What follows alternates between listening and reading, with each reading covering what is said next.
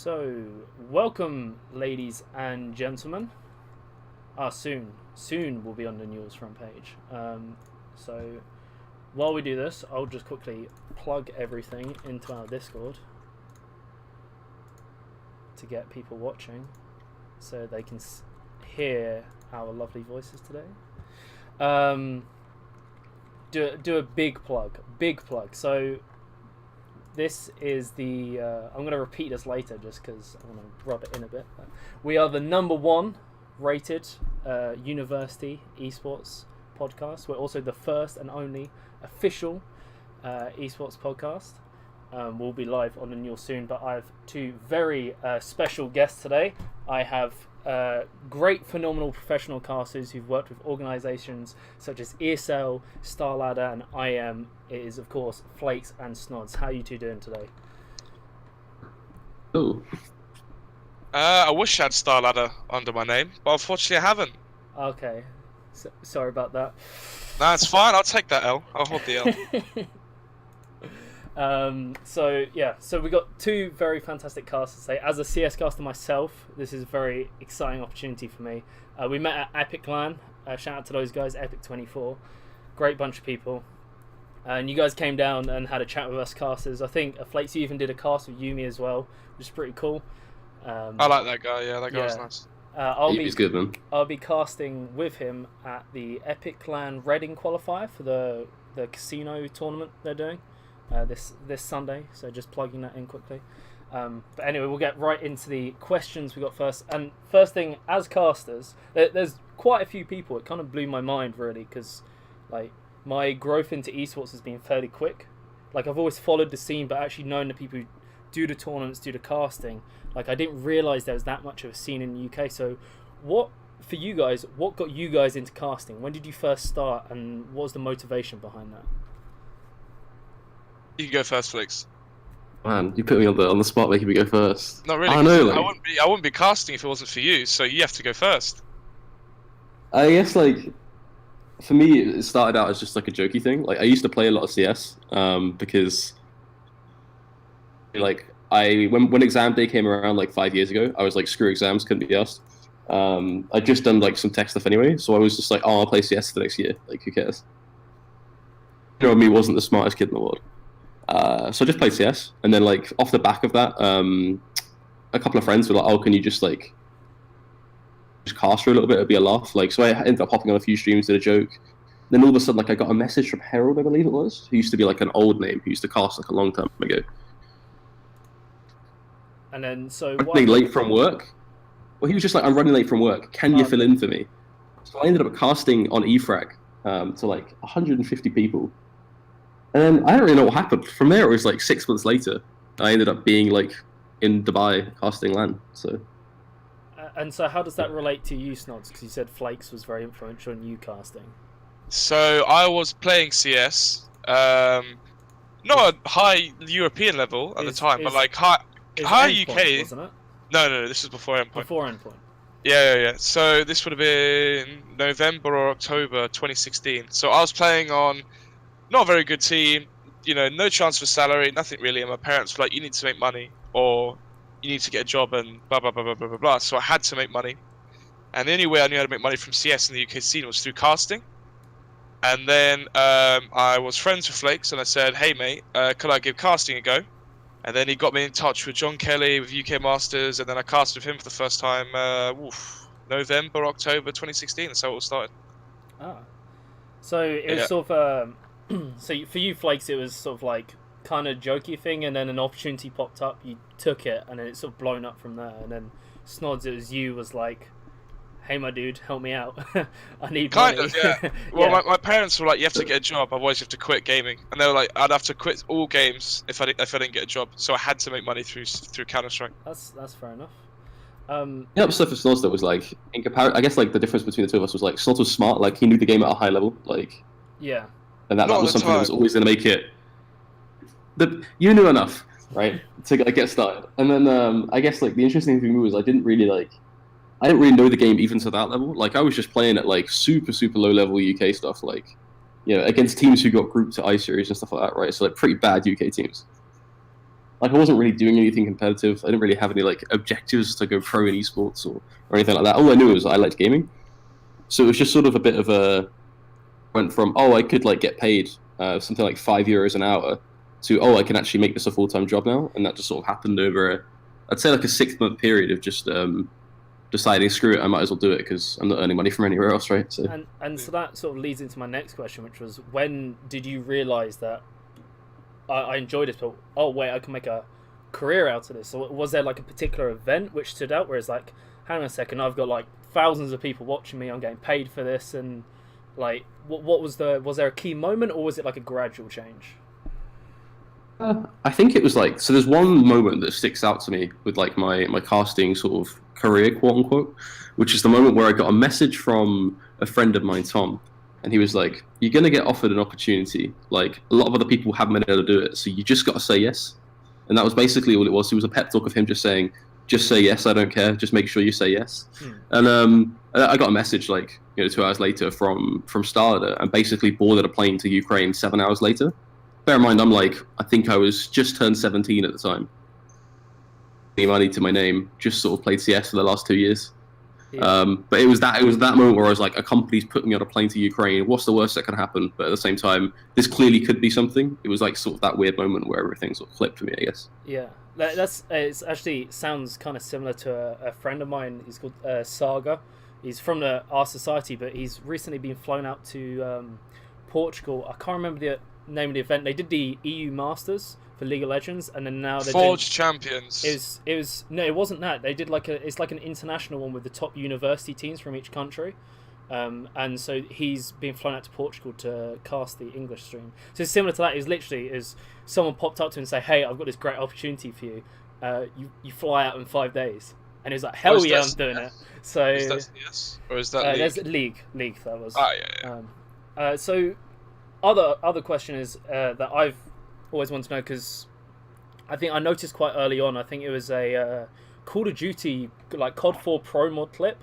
And like, this is, back in, everyone goes through, most people go through a Call of Duty phase, and so like looking at montage and stuff like that, and it was the first one I saw with like a casted like scene, and the difference in it being casted, and I think it was D-Man casting, and like, so when I saw him doing LCS as well, it's like a kind of a big kind of inspiration. It was like, oh, that's so cool. Is there any casters you particularly looked up to or have learned amazingly off at all in your experiences?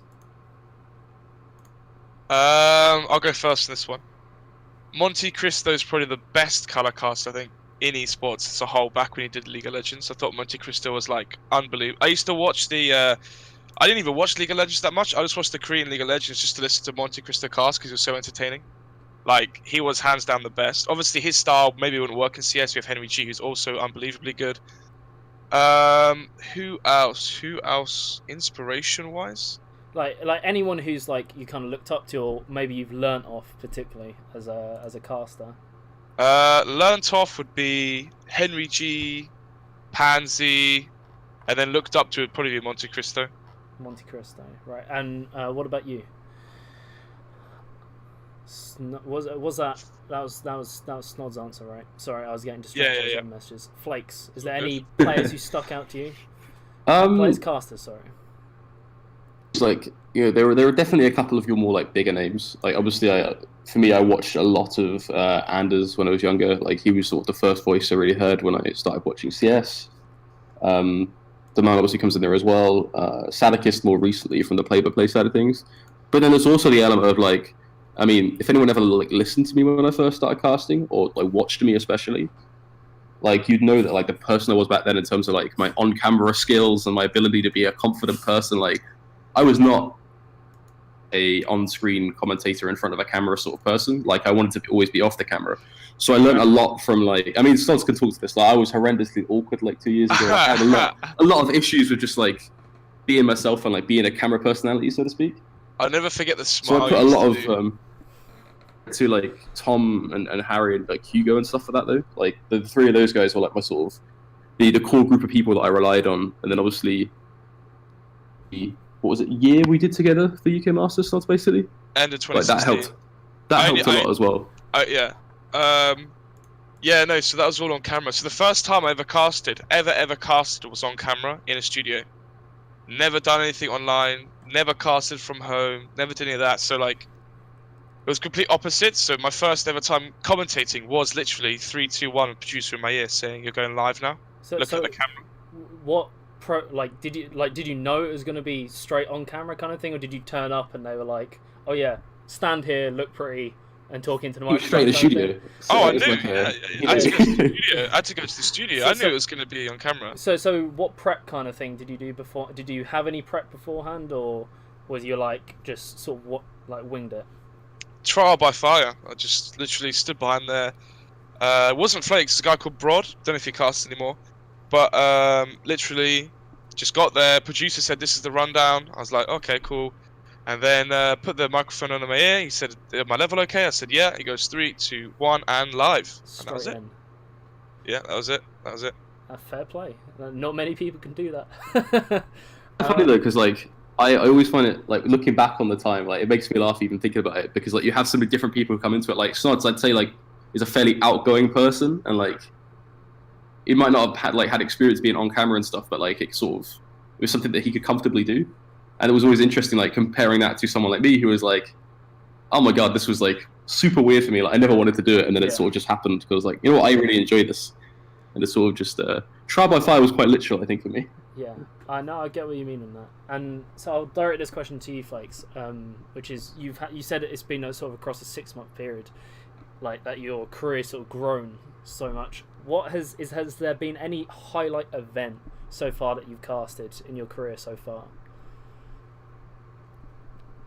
Like event, that is like any like particular game. It was just you were so glad you casted it, or like a particular event where it's just a great atmosphere of the crowds. Like, what's I pick two because like there's different reasons. So there's like there are two things I did. So when I first did Pro League, that meant a lot to me because like when I was younger, I watched Pro League every single day, like religiously. Like that was something that really sort of like captivated me with, you know, what esports was. I watched Pro League for CS. I watched the League of Legends side of things as well with LCS, even for like LPL and stuff. So I was like really interested in the whole like Pro League thing. So just being able to actually walk on and say like do the whole like this is ESL Pro League was just like, as cheesy as that is, that like was a super big moment for me. And for me that was like almost when I sort of ticked the box and been like, okay, I've achieved the thing that I wanted to achieve when I set out, which was casting Pro League. Yeah. The second event for me is like slightly different reasons. It was casting my first ever $300,000 event, which was the Star Series Grand Finals.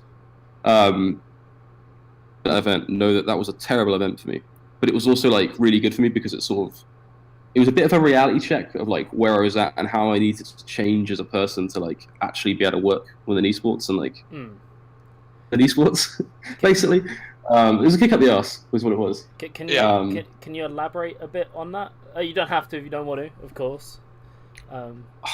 When you start casting and you have that ability to go from like, I don't want to say 0 to hero, but like when you go from just not casting to 200 people to casting to 300,000 people in the period of a month, like a lot changes. And when you're like me, who was like, you know, a socially awkward idiot when he was younger, who didn't want to be on camera, etc., that's a huge thing to deal with. Yeah. So I tackled a lot of things like, you know, the whole idea of like staying true to yourself, not getting an ego, understanding like how hard you have to work and understanding how to like what you need to do in order to really excel at the job. Like all of these were really lessons that I had to pick up along the way, but you can't like really learn them just by not doing it. You just have to be exposed to it. Unfortunately for me, it was instead of doing like what traditionally people do, which is doing like a small land in Europe and learning it there, unfortunately I learned it in front of 300,000 people. So a really good opportunity. Like I've always said, as much as that was probably one of the darkest points in for me, like in my career and just from me growing up as an adult or whatever, I'd still go and relive that moment every single time if I had to go back and do it again. I'm like a better person, as stupid as that is to say. I learned a lot of good lessons from that event, from the people there, from speaking to Sadicist, etc., just to being exposed to what internet hate is. Like I'd never really had to deal with like being on Reddit before, and then at the end of that event there was 4 separate front page Reddit posts calling me fat and stuff like that. I'd never really dealt with the whole idea of like a community lashing out at your appearance and just lashing out to who you were as a person before. So all of those were like really good things that I got exposed to, which helped me sort of No, You're like 17 as well. You don't know fucking anything when you're 17. Yeah, So- no, I understand that. Like, because you get it in all kinds of things. Like, you see it with pro players a lot, are like held under a microscope by the community. And there's been, especially in League of Legends, there's been numerous cases where Doublelifts come out and just said, yeah, Reddit knows nothing. Like they think they do, but they don't. But it doesn't stop the community from just, as soon as they get their claws in something, they go for it, you know? So I completely understand that. And I get what you mean by maybe it was a negative experience, but the net positives you can draw from that, like, will help you along the way in the future, if that makes sense. Yeah, 100%, 100%. So throwing over to you, Snods, do you have a more uplifting story? Or I've got both. I've got both. Oh, perfect. Go on. Take us on Every a roller cast should coaster. have both. Uplifting moment was probably the highlight of my career would have been the Gfinity Elite Series. On my 20th birthday, I did the show, and it was on BBC Three. So my parents and my grandma and everything watched it at home. So like, they sent me a picture of them watching me on TV, like my grandma, that's family. awesome. Yeah, that's definitely the highlight. And then what was the question? Best event I've been to? Probably Shanghai recently. Like the Elite Series was 10 weeks, so it's different. But one pure event would have been IM Shanghai last week. Just because of the way the scheduling worked, we had 2 days off, so just explored and had a good time. And then down moments, right? Reality check was during Gfinity. I was casting, and Imi came over to me, and Imi just goes, "You're shit." And I went, "What?" And he goes, "You're casting shit now." And I said, "What do you mean?" And he goes, "Your casting used to be really good, now it's really, really shit." And then it sort of hit me that, like, doing the Elite Series, doing all the Pro League and all that stuff, it made me complacent. Yeah. So I stopped watching demos, I stopped watching demo reviews, I stopped watching my casting reviews, I basically stopped doing everything just to enjoy myself.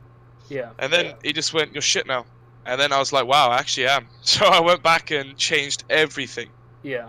Changed the way I casted. So much. So much. Maybe put like 200 hours in, maybe. Easily. I had like a demo rota, sorry. I did like 4 to 6 demos a day. That's easily 6 hours, plus the casting reviews as well. It was a lot of work I put into it, and then I got a lot better. And then there was another one as well. Yes, the miners. We got loads of flack. I say we, like 3 of us maybe, got a lot of flack for casting the miners in the way that we did. One of the big problems we had was Optic losing. Yeah. And that might sound strange, but if Optic won, we got a front page Reddit post saying how good we were. When Optic lost, we got a front page Reddit post saying how bad we were. Right. And it was like, this is the thing. That's Reddit for you. No, it's genuine. And I looked, and it was some of the same people that would say we were really good, then said we were really bad with their Optic flares. And it was really weird to try and get that around your head, if you know what I mean. Yeah. No. You, like, as I said, like with pro players, the amount of people, like, when Cloud9 are winning, they're like, "Oh, Reaper, as a coach, he's just amazing because they've done all these roster swaps." But then as soon as they lose the game, it's like, terrible, Cloud9's finished. You know, we're done. Season's over, boys. Let's just pack it in. It's like this complete, like, one game, and they just, like, go nuts about it kind of thing. Yeah, exactly. So, like, some people gave really good criticism. Like, the problem I had when I first did, like, my first international event with the miners was I was too scared to give my own opinion. So I was sort of like a secondary play-by-play who was just a lot worse than Jackie was. Yeah. And then I was casting with Banks, and Banks was like, "Why are you not doing colour? Whenever you do UK stuff, you're colour. Whenever you do Pro League, you're colour. Why are you not colour now?" And I was like, well, I'm just scared to, like, get flack and scared to be wrong. And then I just started doing my colour. I was me again, and then I was way better at it, you know? So, but that came after the minors, if you know what I mean. Yeah. So that was just a learning experience. But I was very lucky that I had my learning experience in front of 40,000 people on Twitch during the minors, an event which is known, okay, this isn't going to be the best teams in the world. This is an event where the teams improve as well. This is an event where the casters maybe shouldn't be tier 1 and they can be improving. Do you know what I mean? I was lucky that I got the flag there, and not, as Flake said, you know, at a big, 250k plus event. Yeah. Where the stakes are a lot more intense, you know. I remember seeing the talent announcement for that event, and I was just like, Anders Bloom, Sadakist, Henry G, Vendetta. Like, so there's just like something's not right here. It was always it was a fun one. But I think like the important takeaway from like both what me and Salter said is effectively like they're very similar stories in the same way of like what they're actually trying to say, which is I think if you're a caster, or really if you're to me, it's like, it doesn't really matter what you're doing, whether you're casting or you could pretty much apply this to anything. But in order to like get good at something and to really excel at something, you're going to have some really bad times in order to get there. Yeah. Like the chances are for you to be the best at something, that person's probably got some really bad stories to tell like, on that journey to becoming the best. And I think that was a really good like realization for me at least, was actually going, you know what, like, because when I walked away from Star City originally, I was like, oh well, I failed, like, you know, it's whatever. But then I sort of thought, actually no, like I need to learn from this and then come back stronger and then keep working through what I want to do. Like you just have to use the lessons you learn to actually help you continue pushing forward to do what you want to do in the future. Yeah. Like you can't let one bad experience stop you from doing what you want to do. No, I completely understand you on that one.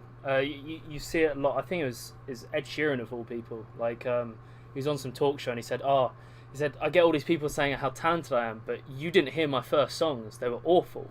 Like, and he like showed like a video of it on TV and it was terrible. But it's like he said, for every good song I've written, there's been like 5 bad songs that I've thrown out because they're terrible. It's like I had to learn from what I did wrong in those ones to then bring it forwards into my other pieces of work. But, yeah. I think as well as like the internet will forget.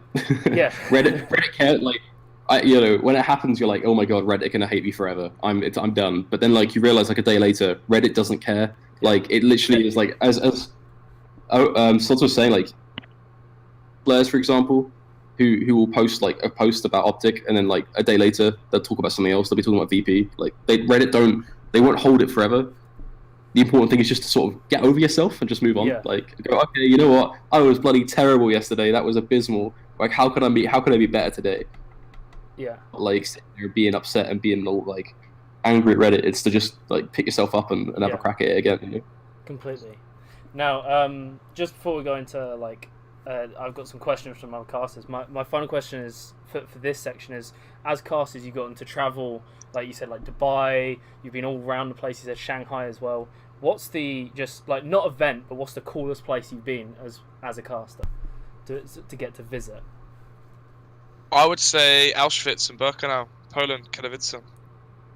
That's probably the place where I was like, wow, this is an amazing experience. Yeah, I've been trying to do that like the last 7 times I've been, but we've just never been able to do it.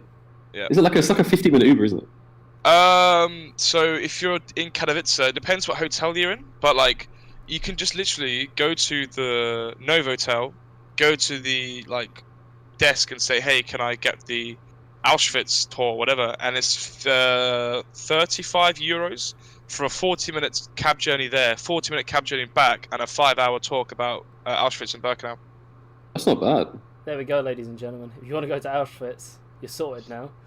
That is a really funny point though. Is like things like about like in terms of cultural stuff from casting when you get taken to countries and stuff like. Yeah, you go to Asia or when you go to kind of East, like. Yeah, like the easier ones would be like, oh, Seoul in South Korea, or like Shanghai, obviously in China, but like those were just like experiences. They weren't like, wow, this is like unbelievable. I get to be here in Katowice to do. And you know, Poland gets a lot of flack in terms of like going there for events and having nothing to do there. You know, if you go to an event in LA compared to Poland, difference what you can do, right? Bars, drinks, activities. Yeah. But I've always loved Poland, man. I always really liked it there. The food's so good and super cheap. Poland's fun, man. I think it's part of the A-levels. I'm reading something at the same time.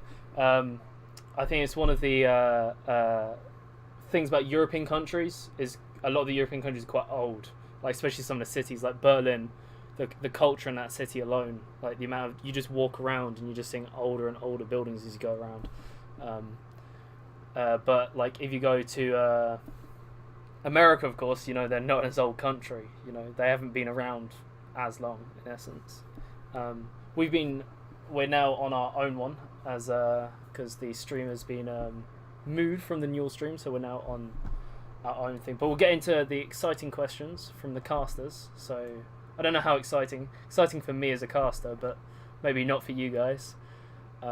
First one is from me, which is before you do a cast, what do you do to warm up your voice, and how do you protect your voice over a long period of time? Because a lot of you guys are casting for like 8 hours a day or so, stuff like that. Like you can go well into the night. So what do you do to warm up and maintain your voice? Flakes, do you want to take this one? Water. That was like life tip number one when I started casting was I did not drink enough water. So I think the rule of thumb now it's something like a bottle of water a map now. I see people drinking. Like, it's crazy. That's just me, dude. Like people literally like just go through water so quick. But yeah, water's like incredibly important, obviously. Yeah, keep everything moving. Is there any vocal exercises you do beforehand, or is it just you try and talk and? We don't talk about these things. These are like off-camera, like hidden secrets. Okay, I understand. I don't know, like it depends on the person. Like some people don't really do much. Some people will cast clips. Some people will do the whole like vocal range from like top to bottom. For me, like I actually do just sort of just warm up casting. Like I'll just think of a moment in my head and maybe cast that, or I'll watch a clip or something. It's sort of just voice to me and more about getting mentally in it. Like one of the things I struggle with the most is getting like in the zone for casting, because when you're casting, you have to have so much going on in your mind. You have to be thinking about the next thing you're going to say, as well as how to link that into the last thing you just said, or whether you need to link it in. Like there's so many things you have to think about that you've got to make sure you're like mentally locked in and ready to go. So it's just about getting into that zone. That ties into another question which someone asked, which was Snowblind. He asked, when you're casting, do you follow, because you've got so many variables to go on. You've got the game, you've got what your co-caster's saying, you've got what you're saying, what you're about to say, what you previously said. You've also got Twitch chat and all these other things. You've got tweets coming in, Twitter feeds, YouTube chat, depending on what platform you're streaming on. Do you follow any of this at all, or do you just black out, no Twitch chat, nothing like this, focus on the game?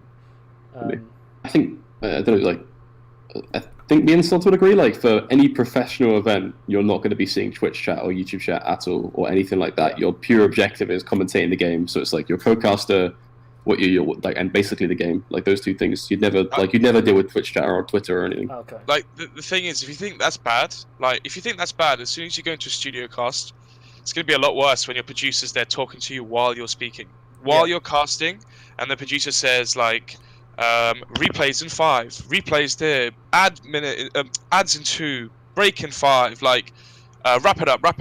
Like you're talking, do you know what I mean? And then you've got another voice in your ear, literally having a conversation with you directly to your ear. Yeah. Obviously, the host has that on the worst level because the producer will talk mostly to the host privately, but a lot of the stuff will be heard about all three casters. So, adds another dimension to it, but at the same time, you are removing other dimensions, such as, I don't know, I've never looked at Twitch chat in my life when I've casted. What's the other one you said? Twitter? Yeah, leave the phone away. That's like a big thing. I hate it when people sit on their phone during casting. I used to do that. During those 8-hour-long days, I used to just be texting people on my phone. But that's how you get through it. That's honestly how you get through it.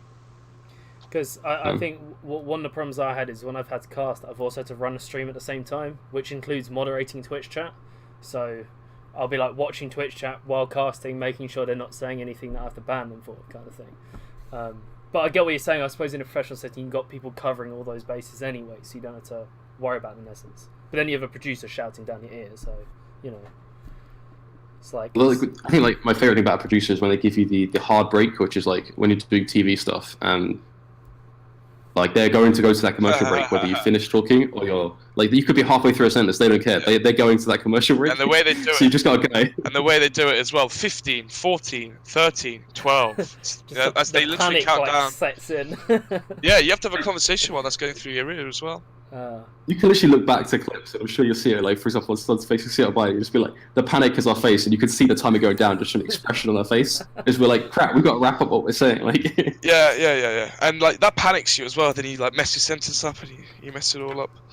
So, actually, this follows on quite nicely. So, Ollie Shouts, he's a play-by-play caster for League of Legends.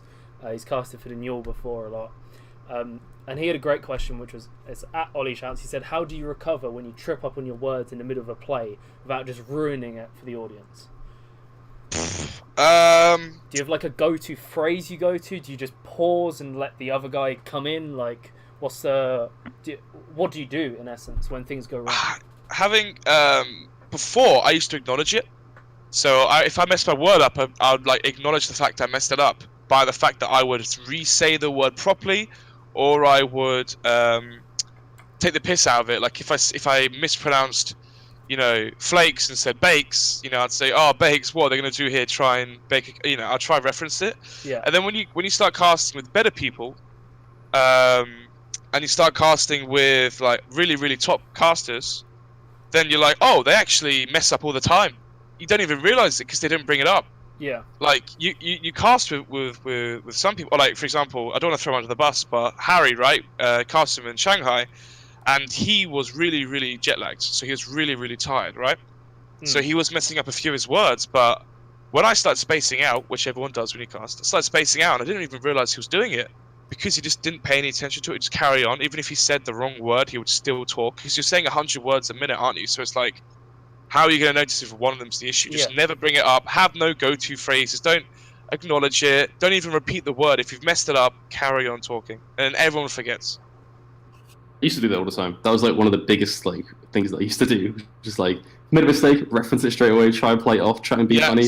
Comes off super cringy. Just don't do it. Like, just stop it. Like, just focus on making the rest of the cast good and not making the same mistake again. Instead of trying to make some weird cringy joke that makes zero sense. That's what I used to do. Like, but yeah, if you look at live music, right? They mess up a lot. They mess up their chords, or pianists will mess up which chord he's played. But you're always told, if you learn piano, like, carry on. Yeah. Don't have to. If you miss the note, don't try hit it again. Just carry on. Yeah, that's one of the things I was taught, because I'm a music student, so I've been playing instruments for years, and I remember in my grade 1 exam, there's like a pause while the pianist is doing some stuff, and then I have to come back in, and I just froze, and then like the pianist started carrying on and realised I wasn't playing and stopped, and they all just looked at me and they went, right, we'll go from this section. And my teacher after that said, look, if something's going wrong, just carry on. Like, doesn't matter if you mess up the first note, just go through it. So that makes a lot of sense, actually. I've the bad habit at the moment is if I say something wrong, I'll then say, so say if I said interesting, or I pronounced that wrong, I say, sorry, I mean interesting. Like I go back and apologise for it, kind of thing, and it's a force of habit. Yeah, no, it's not That's great. a bad one. So no, that makes a lot of sense.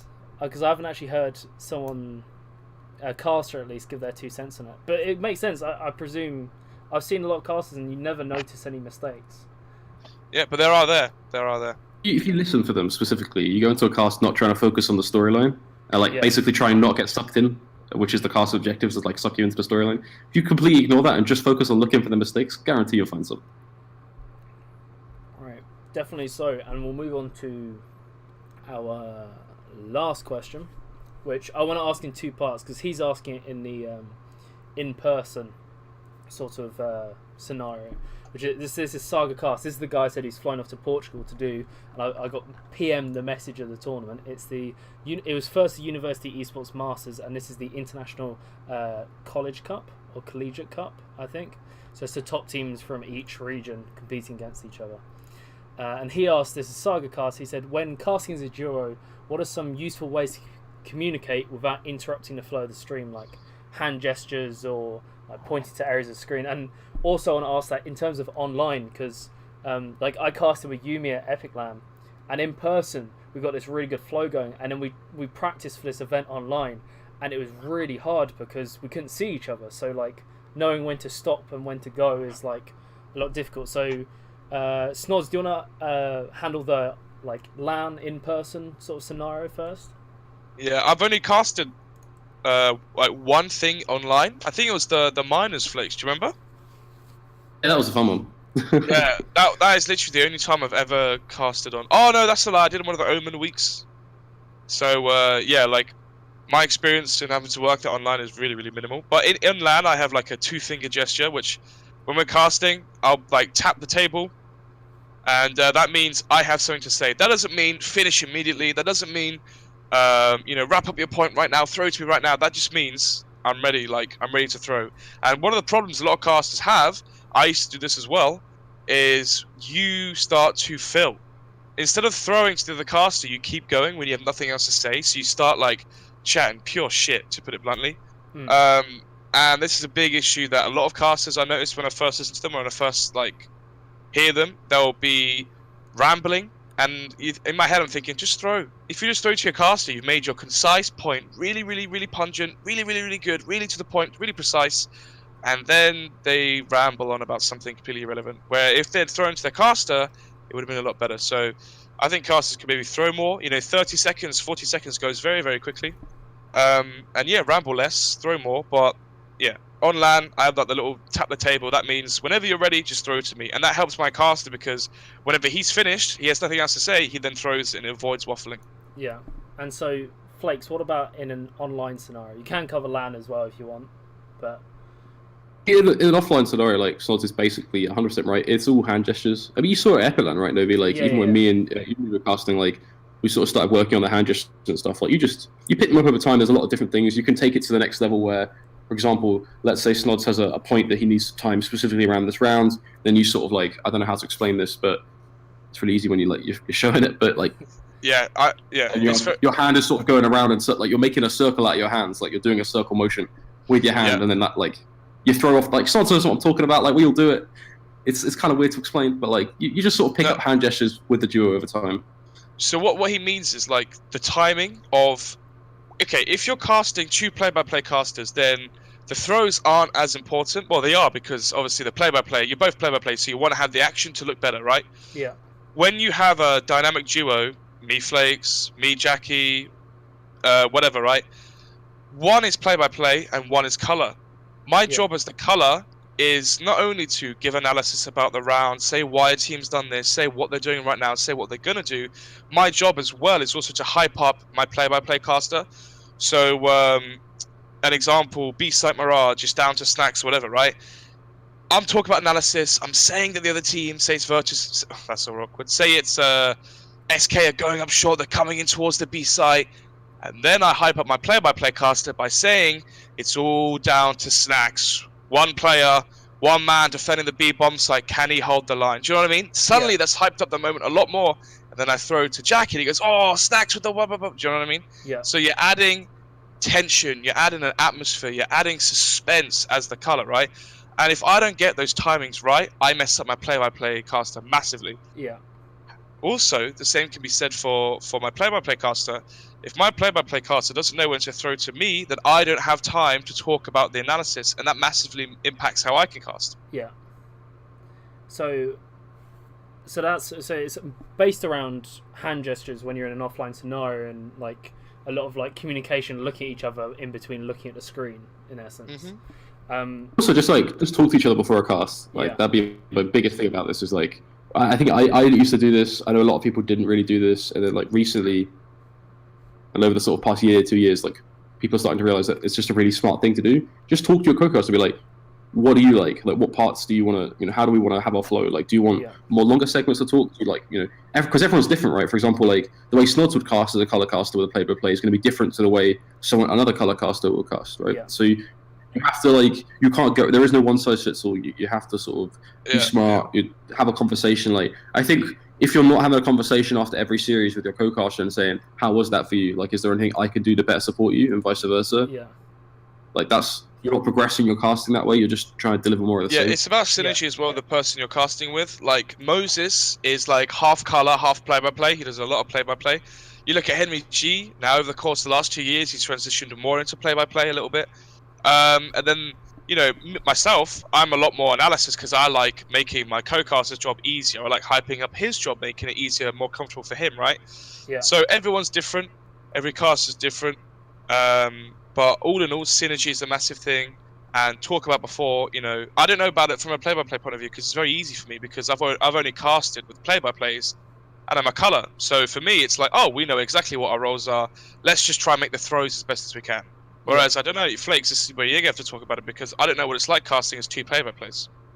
Dude, it's like, it's basically blind firing the entire stream. Really, really hard. Like someone has, because the thing about play-by-play casting is to be honest, like it is a battle of the ego. Yeah. One of the play-by-play casters needs to be willing to sit back and accept that like they're not going to be in the spotlight. And this is quite a common thing in casting, that whole dynamic of like accepting that spotlight by not casting the big 1v3 clutch that Snacks is about to hit. That makes you a better caster by setting up your co-caster to cast that very well. Whereas if the two of you compete to try and cast that 1v3 clutch together, you're both just going to sound like us. Whereas if one of you just backs off, like Sauce was saying, like takes that sort of hybrid color role, sets up your other play-by-play, lets him run with it, then you're both going to deliver a good cast. Yeah. Like it is when you're casting two play-by-plays, literally just about like that, like they have to back off and accept that they maybe aren't going to cast all of the big play-by-play moments. Good. Some of the worst like double play-by-play casts you'll see is when people are trying to battle for those big moments, and it's so ridiculous to watch. Well, like the annoying thing is the color is, you know, when you go on Reddit, you know, there's moments where it's all Jackie, or at Shanghai, like all the really hype moments like the Adren 1v4, it's all Harry, right? All the highlights are Harry's voice, Harry's exposure. Harry's the one getting like the what's the better word of putting it? Well, exposure sums it up perfectly. He's the one where they all hear his voice, they see his voice, they get used to his voice as well, right? Whereas with the color caster, you're not in the highlights, you're not in the big plays, you're not in the frag movies, you're not in anything. You're just in that one match, in the demo, and in the VOD, and in the live match itself. So it's a lot harder to break out in that regard. So I understand why play-by-play casters fight over it, because to them it's exposure. So it makes a lot of sense. Also, so we spoke a lot about like caster dynamics and then communicating specifically before, after matches, and within matches with hands. When you're doing like Flakes for you, because I think from the sounds that you've done a bit more online casting, how do you communicate with someone you can't see? Like, what's the? You're totally screwed. Totally screwed. You're totally screwed. There is no like catch way or good way of doing it, really. Like, yeah, the best way to cast with someone online is to cast with them offline first. Oh, okay.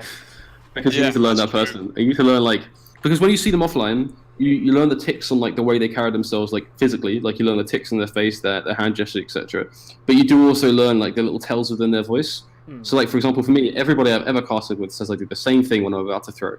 It's hard to explain, but it basically comes down to like my voice changes, and as like gets towards the end of the segment, like the sentence, and it becomes really obvious to my co-caster that I'm going to throw. Yeah. So that's something that like people know now when they cast with me, that like that's a signal for me that I'm going to be throwing to you either soon or like basically then. You don't know that without casting with that person physically. Yeah.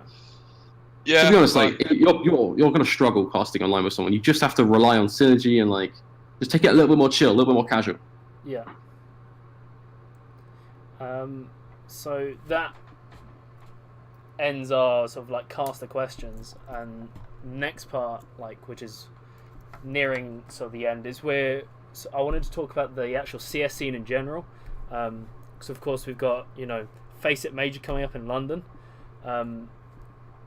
As British casters, what does having a major in London, in Britain, mean for the CS scene specifically, as well as UK esports in general? It means a lot of e-girls for Flakes. That's A lot what of it means. e-girls for Flakes. Oh. He loves those purple hair girls. He likes the blue hairs as well. Get any color hair, he's into it, man. Has to be blue purple hair. Is it more that, or is it any?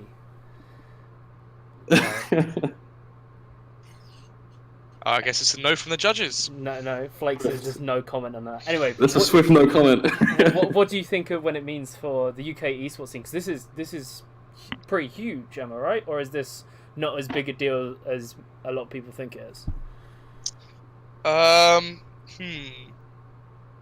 It depends, right? Like some of my friends who quit Counter-Strike, they're saying they're going to be going to the major, so obviously they're going to be coming back into it. It's going to rekindle the fire, or relit the fire, or whatever. It's big in the sense of it's in London, right? Anything in London is going to get exposure. Anything in London is going to have a lot more attraction to it than, say, you know, if it was held in Leicester, Birmingham, Manchester, and Birmingham was slightly different, but London, having it in London is obviously a big help. What do I think of the major being in England? I think it may be an issue for European ticket prices. You know, if you're coming from... That's true, yeah. Well, if you're coming from Poland, if you're coming from Romania, where the tickets to the major are free, or they're super cheap, you know, I think it was 5 to 10 euros for Bucharest, or Cluj-Napoca, sorry. And then you have to also get the plane, and obviously if you're traveling from Europe, that's going to be difficult.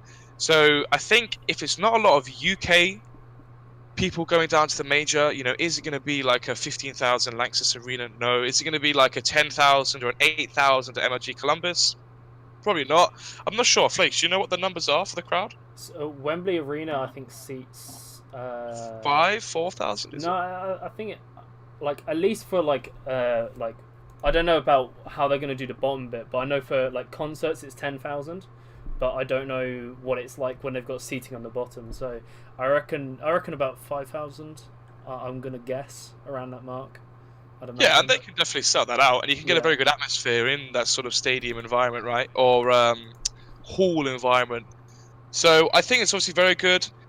The problem is there a scene for UK Counter-Strike? Is it huge? Is it popping? Not really. You know, if it's held in Denmark, right? If it was held in Sweden, maybe it could have a much more bigger cultural impact onto the domestic scene that it would be in. The problem with CS is there isn't this flagship team. We have Smooya, but there isn't like an endpoint. There isn't a method or an Excel or something which is, you know, a top 10 team in the world where it's like, okay, we can rally a nation behind this. And that's the only issue. Obviously, Smooya is playing at the major or the major qualification, has to make it through that part, so he is going to have the Smooya sticker. But the question is Smooya going to play in front of the crowd?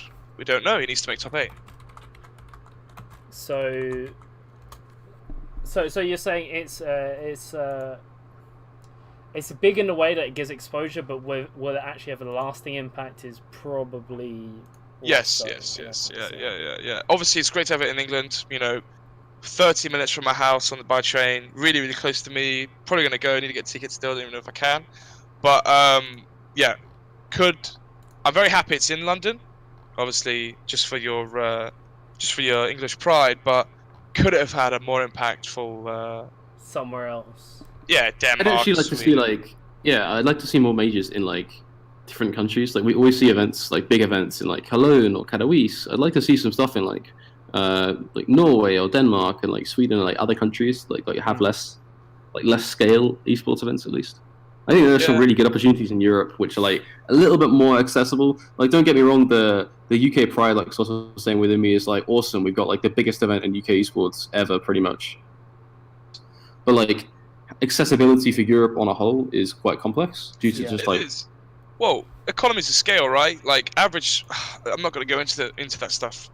But if you look at economies of scale, that £40 lowest tier ticket is a lot of money. A lot of money, right? You look at Turkey, you look at Poland, you look at Romania, Bulgaria, you know, the Eastern European countries, and it's like, oh, well, €60 for the cheapest ticket is quite substantial. That doesn't include the hotels, the travel. You know, you're looking at like €300 to go to this event, everything included, and that's like the average salary or something close to it in some of these countries. You see what I mean? The monthly salary. So in terms of accessibility, it's going to be lower, but then again, having it in England is also a very big win for UK esports. You know, going on about how big this UK esports has been for 2018, and it has been very good. Birmingham major, London major, you know, esports is starting to become a bit more mainstream now, but I still think it's got a few more years. We need something like I don't even know what we need. I think it'd be helpful if we had like a British team in essence, like to get behind. Like, I mean, look at Poland with like VP, like that. Like the Polish crowd when VP is playing is just insane. And they're huge there. Yep. So So having something similar to that would help. Like we're saying like British players like Max Law and Alfari who play for Misfits in League, and we've had a couple in League. I think the problem is League is kind of the way it works is it's kind of hard to put teams together in essence because like the server's EU West, like it's not as simple as it is in other games. Like it's very unusual. You have a roster with its all players from the same country. Like there's little point when you can, without using your international roster spot, you can just pull in like if you're a Spanish team, pull in a Swedish player who just fills the support role better. So I don't know. Like I was saying, I remember there's someone said, "Oh, do you think UK esports is growing fast?" I said it's growing, but I was like, even if we had a British team which won a major, like when Astralis won in their home country, that the leader of the country met them like afterwards and shook their hand there on live TV. If that happened in Britain, like that there is a I reckon there's quite a big chance that no one would like care. Like Just because it's like maybe not now, but especially I think a couple of years ago, like esports quote unquote, like the media just tried to stay away from that in essence. If Smooya won the major, would Good Morning Britain bring him on?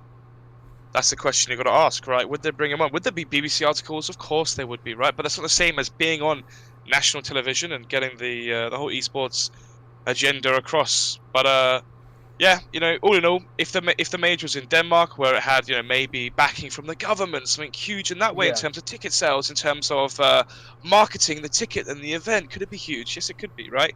But very happy to have it in England, and wouldn't want it anywhere else. To touch on Suya though, like I think that's a really interesting point. I don't know if you guys were actually at the at Cologne. No, I wanted to be. I really wanted to. I was casting. I was casting something. I can't remember what I was. Oh no, Industry Awards. Industry Awards was on the same day. The weirdest experience ever is being in a stadium full of people and watching like just everyone chant Smooya over and over again. Like for that would weird me out. It was super weird, but at the same time, it was like I think that was a significant moment for a lot of the UK fans who had flown over for it. A milestone moment, at least. Yeah, like having known Owen now for 3 years, like, Smooya, sorry, like, if I heard his name chant, it'd be quite weird. Do you know what's funny actually?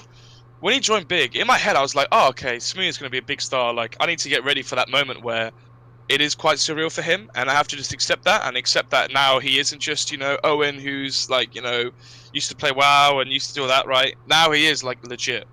But, I imagine that happens in a lot of things, Maybe people are going to think that with casting, is there going to be a day where it's like, okay, Flake's doing the major now, right, I've got to accept that. Not accept that, but, like, realize things are different now, if you see what I mean. Well, that person changes, but like I think a lot of time you think that, but that doesn't happen. Like Owen's still super chill. I remember seeing him at Cologne, and he signed every single thing. Like we were standing there fighting with the security guards so he could stay longer, so he could continue signing stuff. Like he's still the same chill guy. He just wants to like be nice to everybody, like take photos of people.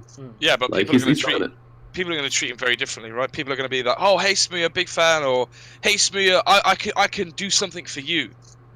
Which really means you could do something for me. Yeah. So I think for Smooya, he has to be very smart with his decisions now. He has a very good opportunity to change his life forever. If he plays his cards right and builds up a big following with a big branded stream, gets those sponsors in, plays very well, what's the opportunity that he goes to North America and gets that 150k a year salary, invests it into doing something very, very intelligent with his money where he can be set for life. Who knows? He has the opportunity now. He's also very young, 19 today, as of today. So happy birthday, Smoo. So yeah, the future's bright for him. But we need more UK poster boys. We need a team. We need a team to rally behind. Yeah, definitely. So next question is the fact that the major format has changed slightly. So they added a new challenger stage. So the smaller teams got sticker sales and stuff like that. Valve, line their pockets a bit more. They, however, have kept the Swiss system, and there's been a lot of praise for the Swiss system, but also a lot of kind of criticism about it towards it. I think it's more the fact that it's the Swiss system. They, in group stage at least, is what would it be? It's a new challenger stage. No, it's the one after new challenger stage. They say there's a bit. Being best of one isn't entirely accurate. Like I think there's the major where Big went 3-0 and got like top seed, even though they only played one map. Like they just played Inferno, and it was the head glitch. I think they were kind of abusing jumping glitch. Yeah. So if there's any changes you can make to the system, like the tournament format, like what would it be in essence for the majors?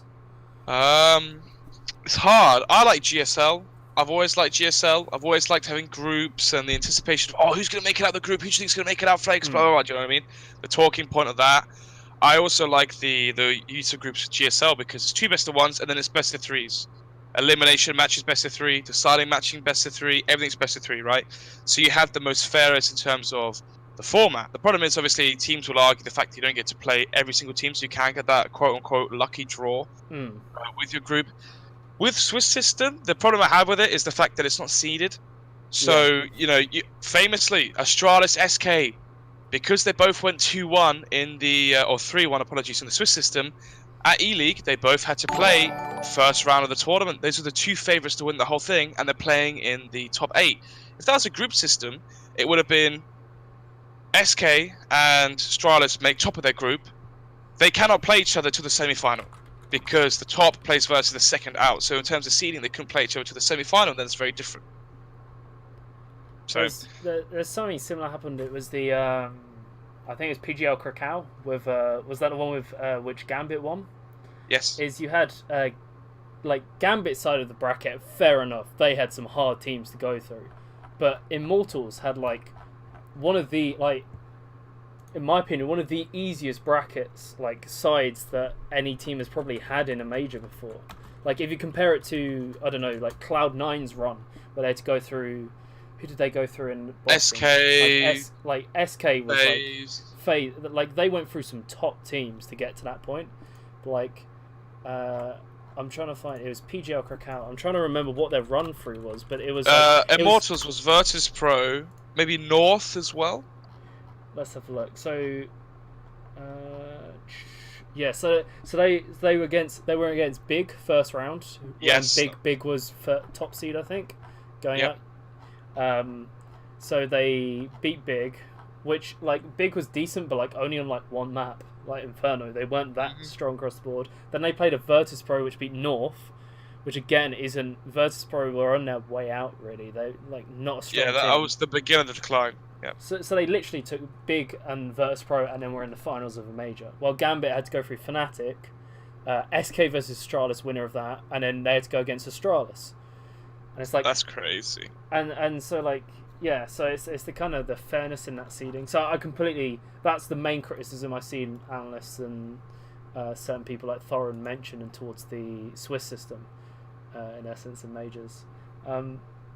I think it could like yeah, I think I agree with you. It's the seeding is the main issue, but it's also the fact that the best of one aspect is just not as fair as going through a best of 3. But then you come into the production problems of having to go through like 8 separate best of 3s just for the first round of Swiss kind of thing. So I don't know. I've asked, but like the current major format. So you would rather group stages, right? I personally, I like groups. You know, I just really like group stages. I think it just adds the extra excitement once the groups are drawn, the groups are released, and all of that stuff. But then again, right, during the middle of the tournament with the Swiss system, you have the brackets drawn every single day, so that adds to the suspense as well during the tournament. So it goes back and forth. But I just like groups. I'm just nostalgic like that. Yeah. Swiss like just best of 3s reseeding, like actually seed them properly. Yeah, you but like seed every round, like logistically, how are you supposed to do that? Do you need 4 streams? That's what Blast Pro Series did, and they had 3 streams. You know, Starter as well. It's like a 7-day event or something crazy. Yeah, exactly. Like, you know, do I need to see a best of 3 between FaZe and Boot Dreamscape? No, I just want to see a best of 1 for that. Do I want to see a best of 3 for the deciding matchup between Liquid and FaZe? Yes. So that might be the difference that I see personally. Okay. You can't do like best of 1 first round Swiss, best of 3 second round Swiss. Like it's either best of 1s the whole way through or best of 3s the whole way through. Like there's no way to like tweak that without it being ridiculous. Unless it was seeded. Unless it was seeded from the beginning and you stole seeds like an Epic LAN. But yeah, long story short, fan of GSL, fan of anything really. I just like good Counter-Strike. I just like the best of 3 semi-finals and from there on. Because I know the Dota International does. I think originally they did a massive round robin, like, and then the top 8 go into the winners bracket, and then the bottom 8 go into the losers bracket, and they play it out like that. I think it's really good format. It's a really good format, but it's of course very, very long. Like each team has got to play like 15 games, kind of thing. I mean, to like TI's length in the context, TI started yesterday, and it's gonna run right through until the 26th. Yeah, crazy. Wait, TI started yesterday? Did you say TI started yesterday, Flakes? Hello? He said, there we go. Yes. Am I back? Am I back? Yeah. So why did they decide to start the TI on the day that WoW expansion's been launched? It's not the smartest, but it might just be lagging out. You probably have no idea what I'm saying. Hello? Everyone's big on the WoW launch. You probably can't hear us though. I'm back. Hello. Hello. I can hear. Let me I can turn hear the both of you. Wi-Fi I off can on hear my phone. both of you. I can hear both of you. It's alright. All right, we're Right. back. We're back. So, He raises a good point though. Why would you start an event on the launch of WoW? I mean, maybe they just anticipated the WoW servers would go down again. You do. it could be like, I think when it comes to it, it's the mix of setting up a good production for people to watch, and then also having a fair tournament in the same. But TI is it's split over so many stages. Like the actual stadium stage didn't start yesterday, obviously, but like the group. there's so much that leads up to TI. Like it's such a big spectacle event. Like the thing I like about TI is like for a major, like I don't know, I like having so many majors, but at the same time, like the one thing I'm envious about for Dota is like they have the international. Yeah. International every single year. This is what you fight for, like. And it makes me think of stuff like the Olympics and those sort of things as well, where it's like you have that one opportunity where you don't have to wait years for that opportunity to come back around again to win like the most important thing of all time. And I really like that whole storyline in comparison to what we have at the major, which is like, oh, well, we didn't win this one, boys. We'll try again like the next one, which is in a couple of months or something. Like, obviously, there's a lot more emotion and all this stuff that goes into it. I'm hugely simplifying the emotions of losing a major. I also think you have an opportunity a couple of months down the line. With CS, is there's so many tournaments going on. Like the difference between, like say the Face It Major and ESL One Cologne is one's backed by Valve. Like, you know, it's got Valve's major stamp on it in essence. Like while the international, the difference between like a normal tournament of Dota and in the international is 12 million in prize pool. It's like $300,000 CS events now are like pretty common. Yeah, exactly. Like we have, like an example of this is quite literally like next week in Hong Kong. There's a CS:GO event for 300k, which is tier 1 teams. Like you have 300k now, a lot more accessible. Yeah, but that's funded by isn't that funded by Perfect World? Hello, am I dead? Have I died? It's not funded by Perfect World. Are you sure? Just because Perfect World was funding other championships, right? Yeah, the Asian Championships funded by Perfect World, and obviously they want Counter-Strike to be big in Asia because they run the Asian servers, so that made sense for that investment, right? But yeah, the Zotac finals. Are you going to that? Yeah, fly out on Tuesday. Hey. This Tuesday. Of course. Wait, what? Oh, of course. And then you're back on the 28th. Back on the 4th. 24th. Of September. Oh, your microphone's lagging. Is my microphone lagging or is it Flakes? No, I think it's Flakes. You're not lagging. It's like it's cutting out. Like it's not fully being picked up. So you're away for 2 weeks. Okay. So, the final question I have for the major is who, if you were to put money on it, who do you think is the front runner for the tournament? And can you name a dark horse who might be able to give them a run for their money? Gosh, I don't want to say Astralis because I don't think Astralis win. Really? Explain. Who's your pick? Na'Vi. I mean, like, all right, that's Na'Vi win. See, my pick is Astralis to win it, but Na'Vi, if Simple and Electronic are on form, like, they can take on pretty much anybody. To be honest, like. Yeah, so... I think Na'Vi take it. How many times have we had it where, like, a team dominates heavily before the major, and they go into the major and they crumble? The only team that hasn't done that was SK ESL One Cologne 2016. You know, before that, going into MLG Columbus, Astralis, best team in the world.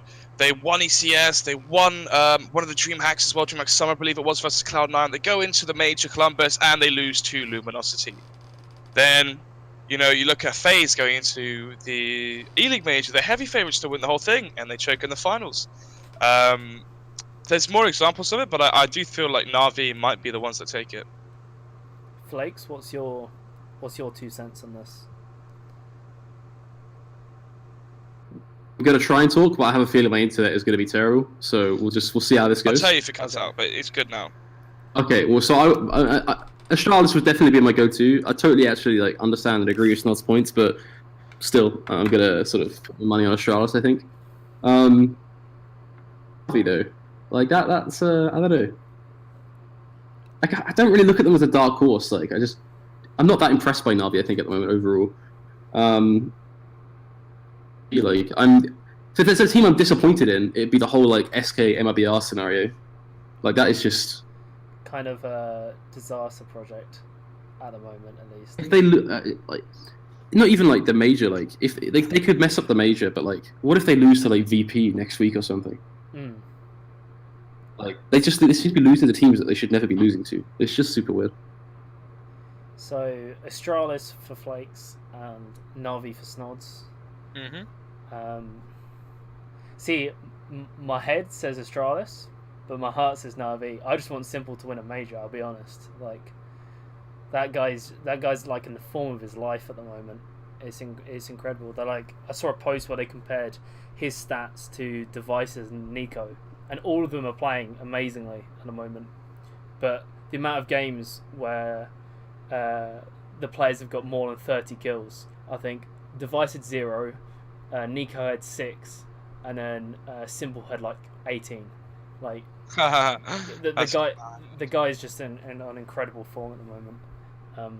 But we're coming to like near the end, and I've got 3 questions left. It's more fun questions. The first one is, if you could pick a roster of players from any point in CS:GO history, like peak players in the absolute prime, what would the team be? Oh gosh. Hard questions. I would have. I need to write this down on a notepad. One sec. Flakes, you go first. Flakes, you go first. You think I'm literally doing the same thing.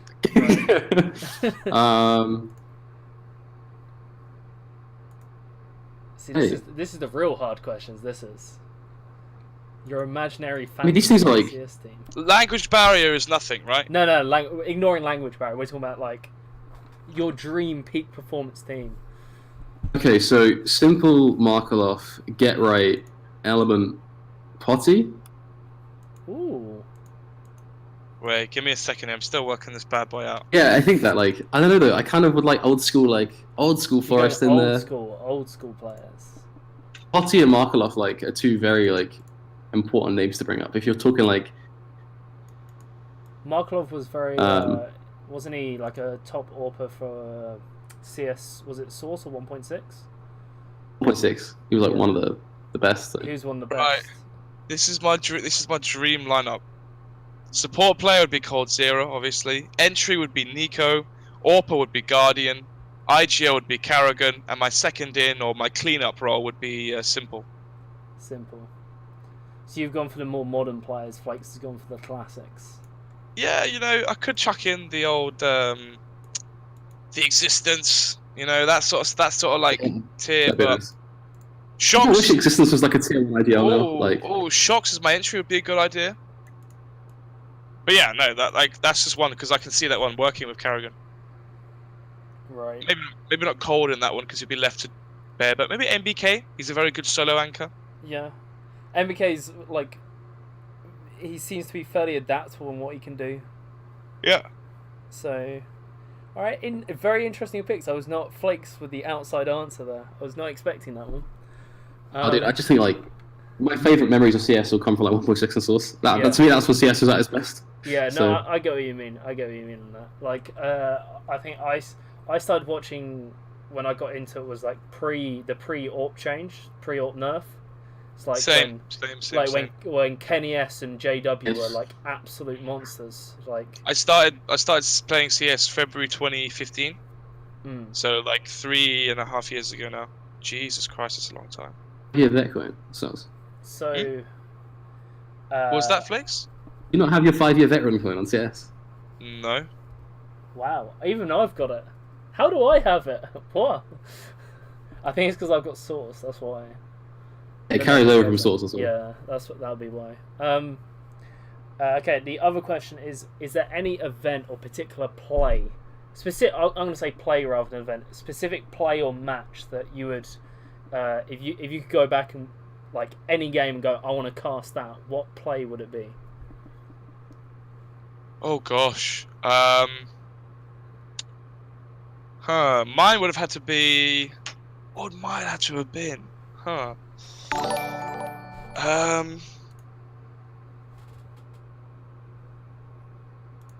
You see, the thing is though, like, I don't like. For example, it depends on your personality. Like, I don't think you could have had something more immortal as he's only got one button on his mouse. Dan, this isn't FPL. This is a mate. Do you know what I mean? Because that clip is like 2 seconds long. You know, you can't be like, oh, now someone falls down, he gets the no scope. Do you know what I mean? You can't do that. Yeah. So it caters for different people, different plays. For me, plays that I like are ones that ramp up. So, oh gosh, I'm trying to think of like a really big clutch, maybe. Like an AWP clutch or something. Like an afterplant for me. An afterplant, definitely. Oof. Sorry, mate, I've put you quite on the spot on this one. So it's all right. I think you've explained enough. You don't have to give an exact answer. Like an afterplant 1 versus 4 would be my favourite.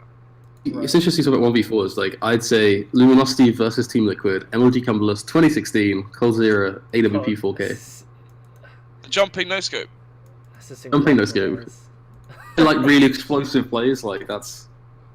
Yeah, but that's one of the things I because really like. you have like that vote. You can go high. You know, you can go fast. Whereas me, I like the plays that ramp up slowly, like an afterplant 1 versus 4, where I'm like, the bomb's planted here. They have. He's gonna. Do you see what I mean? Like where you. Yeah, it's play like whether they. It's like an impossible task. The guy's got to pull out 4 impossible kills. Because like there's more each one, it just builds. Yeah. Because like the Cold Zero one came out of nowhere instantly from 0 to 100. Whereas I like the plays that like they ramp up slowly. Personally. You remember the was it the Taz clutch? I think it was Taz. It was either Taz or Fallen where they did the clutch on B-Site Cobblestone. Stop blowing my mind. Oh, right. He shot the AWP on the floor as he jumped to hide the jump as he moved around. Fallen, yeah. Plays like that for me that I think you like. Yeah, that's a good one. That's a retake, but yeah, both work.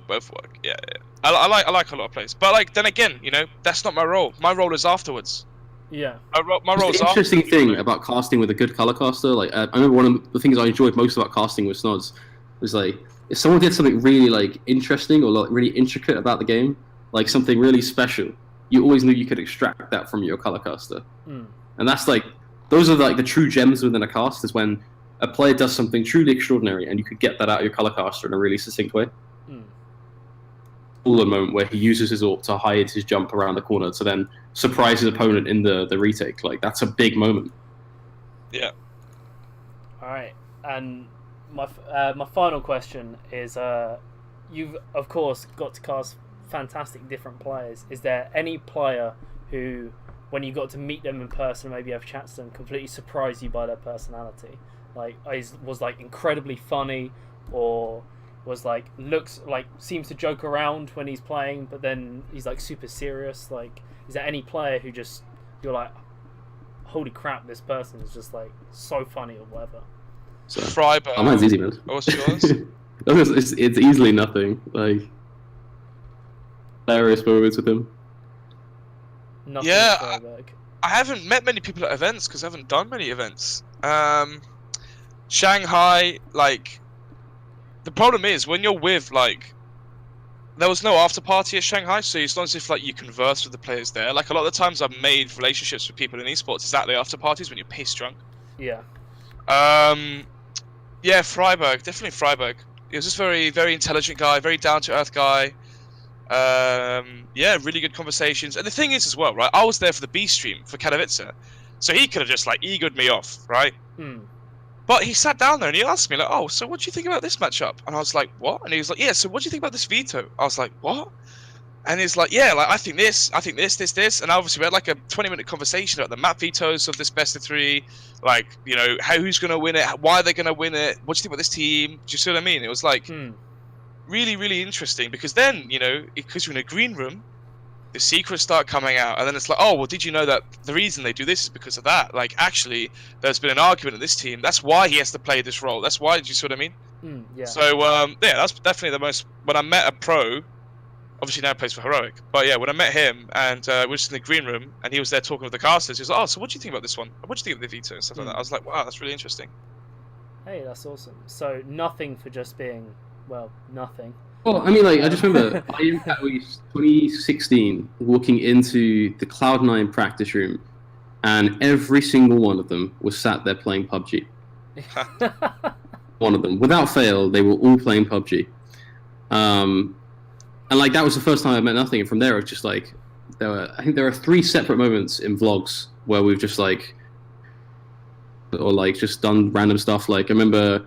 At one point, there's some like chilly stuff that happened. Like, there's just a lot of random moments that I have in my head of like just shenanigans with nothing, just from being at events. Didn't you fist bump him at like Katowice once? So a vlog where I like fist bumped him in a vlog. That was the more recent one where I think I was casting that event. That was prior to casting. I was doing like admin stuff, and I was basically setting up C9's practice area.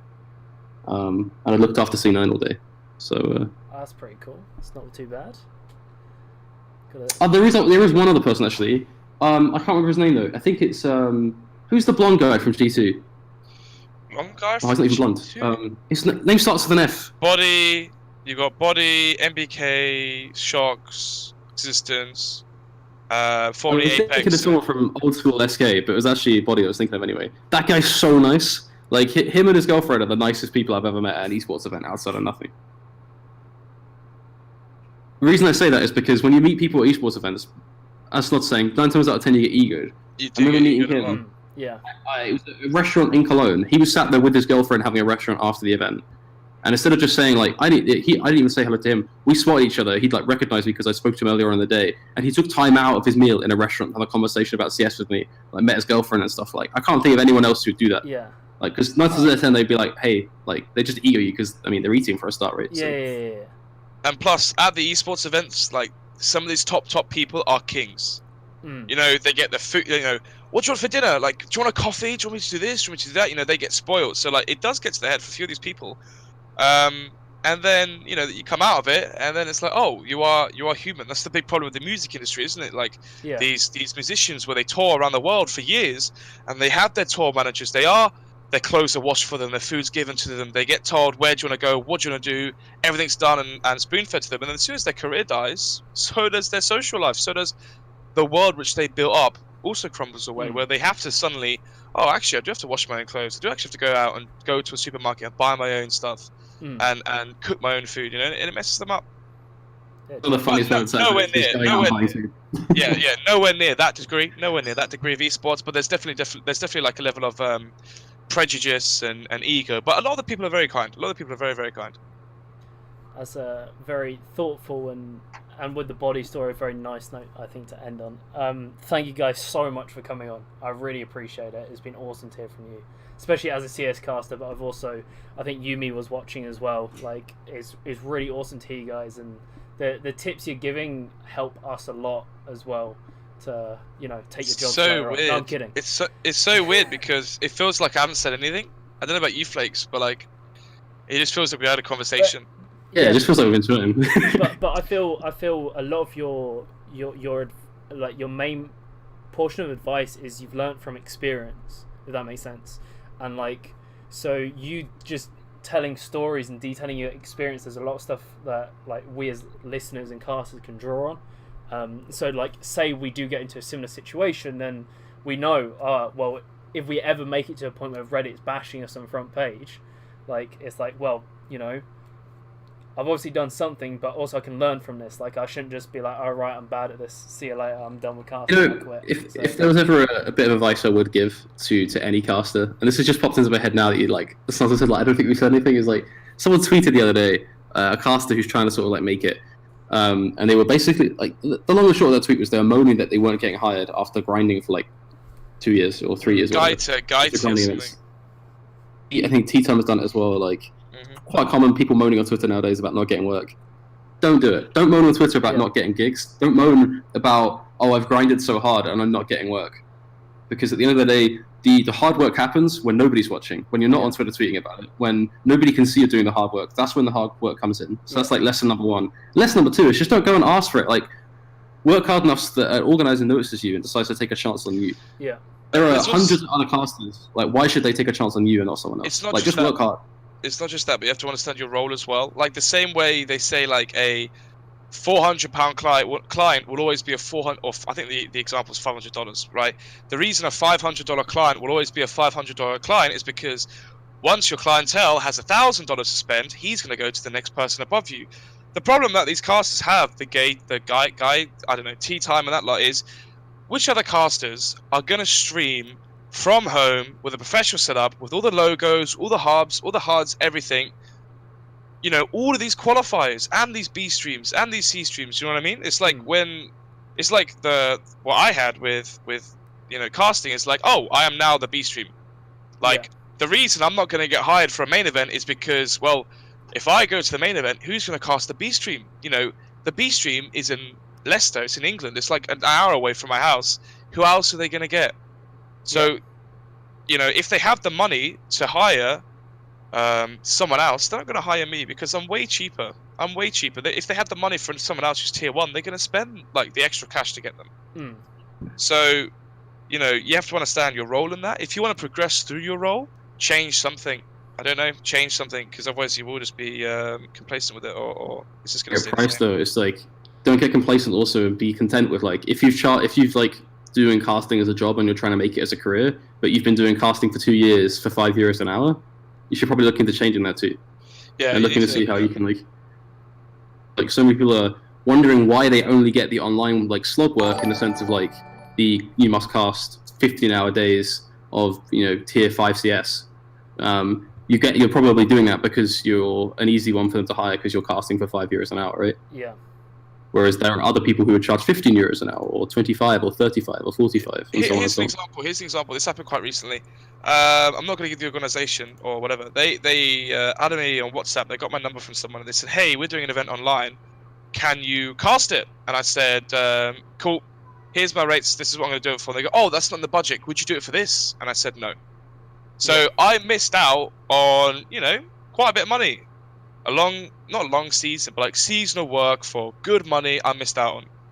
But, like, I still said no. If I'd said yes, then that starts to begin that hole of like, you know, you're paid this much money, people know you're paid this much money, and it's going to stay at that same level forever. You have to turn down gigs, you have to outprice yourself sometimes for the stuff you don't want to do. I didn't want to do that stuff, so it's not I don't care. I'm glad I didn't do it, because now I had way more free time to enjoy myself. So sort of working out the balance of saying yes to events to get your name out there, but at the same time working hard to increase your own value to the point where you can go, no, I'm like I'm not. Yeah, it's to get to the point where you can go, actually, no, I don't want to do that work for that price. I think I'm worth more than that. And what they said to me was, "Oh, okay, that's fine. Once we have the budget, we'll get back with you. We'll get back to you." So what that tells me is these casters who are going to do the event, who are like, "Okay, well, yeah, I can do it now for X amount of money," they think, okay, maybe in like 6 months' time, maybe in 4 months' time, the price is going to go up. No, the price isn't going to go up. They're going to hire me. Yeah. Once they get more money, that is a real example. That is literally what happens. That is a real example. That is a real example of the point I was making. Yeah. About your client always being the same price, right? And once they have more money, they're going to go for someone else. Yeah. And that's happened with gigs. That's happened with gigs where I was going to do it, and then they had more budget, and then they got the tier 1s in. Yeah. So that's happened quite recently, actually, where they've were going to hire me for an event, and they go, "Oh, actually, you've been replaced," and look who's replaced, and it's, you know, tier 1 who charge twice as much. So once they had the money, they are going to go elsewhere. So you have to be very careful with that. Yeah. Okay. But like I was going to say this. My one piece of advice as well for casting is be prepared to work a full-time job for part-time pay. Because when me and Flakes were doing all of those UK stuff, like, what was it? Gosh, we had UK Masters 3 days a week, didn't we? Yep, then we had Premiership on the Monday, UK Masters Tuesday, Wednesday, and then we had UK GT on the Thursday, and then I had the Elite Series on Saturday, right? Before the Elite Series, it's like you have to travel to Leicester, and then from Leicester to Basingstoke, and then Basingstoke to London. Yeah, so exactly. Like, you're not even at home. You're in hotels that entire week. Yeah, I was home every Friday evening. That was it. I was home 1 day a week, and I was barely making a full-time living. Barely. And I was working 6 days. Oh no, not working. I was traveling 5 days a week. I was working. Before the Elite Series, I wasn't making money that was full-time enough. You know, you know, your 150 quid a day here and there equates to like 1,500 or 1,200 pounds a month at that point. Yeah. And you can live off that as a student, but like, there's a reason why the casters that come through nowadays are 20 years old. You know, me 21, Harry 21, Jackie 21, Hugo 21, Flakes is like 18, 19 now. You know, the casters that Dinko and Hawk are like 18, 19, right? The reason is because we can delegate that amount of time for little money. Yeah. You know, if you're 28 years old with rent to pay, with a mortgage, with a girlfriend, with kids, you cannot work full time for £1,400 a month. It doesn't work. So you then have to give up the opportunities, give up, you know, the B streams, or give up the league stuff, and then suddenly you don't get the opportunities. Because the reason I got Pro League was because I did the Premiership stuff and I was friends with them. The reason I got Shanghai was because of the B streams and the qualifiers. Do you see what I mean? Yeah. But I couldn't accept those if I couldn't afford to do it. So yeah. it's a very vicious cycle.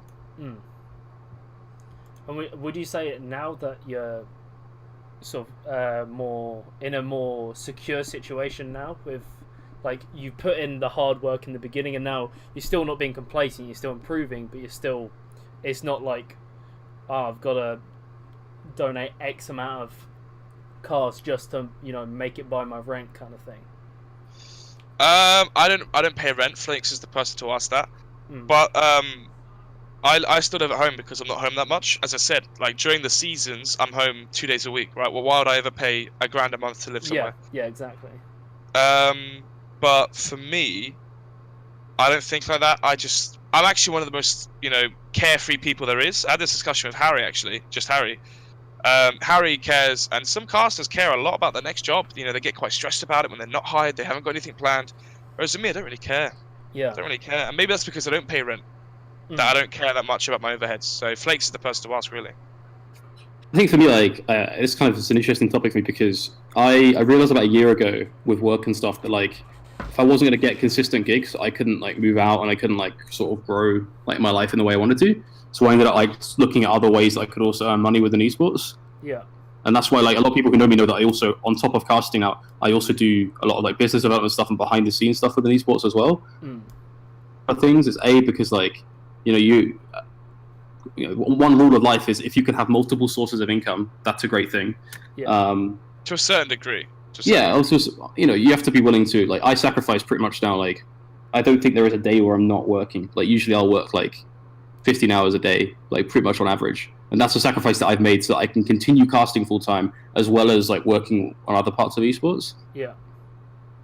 It also comes to the fact that, like, something I thought about a year ago, and I still think about to this day, is like, in 5 years' time, with CS:GO, like, moving the way it is, how do you know you're going to be able to make a living as a commentator of CS:GO? And what transferable skills do you have from CS:GO to move into another job? A lot. You might have transferable skills to, like, move into, like, production stuff, etc. But, like, are you going to jump on another game? Like, what are you going to move into? For me, like, that made me super uneasy. The idea of, like, I still want to work in esports. I don't want to leave the esports industry. How do I ensure that I have all the skills I need to make sure this is a long-term career and not just a chapter in my life? Which is, like, one of the other reasons why I take on, like, extra work as well. That's not just casting within esports, is because, like, I want to still work in esports when I'm 50. I don't want to give that up.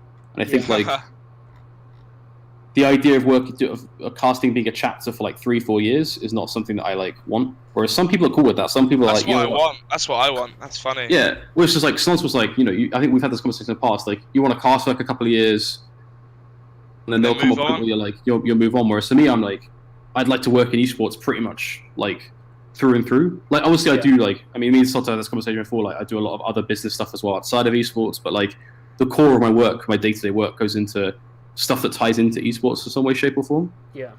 That's something I want to do for the rest of my life. So every decision I make, whether it's casting, business, whatever, is all based around how can I make this a long-term career? Like, how can I make a life out of this and not just a chapter? I understand that. So there's two different approaches to it, but, like, in essence, equally valid. Yeah, well, you got to think about how I started. You know, parents saying you need to get a job. Okay, I need to make money. Cool. I never saw it as like, wow, this is my passion.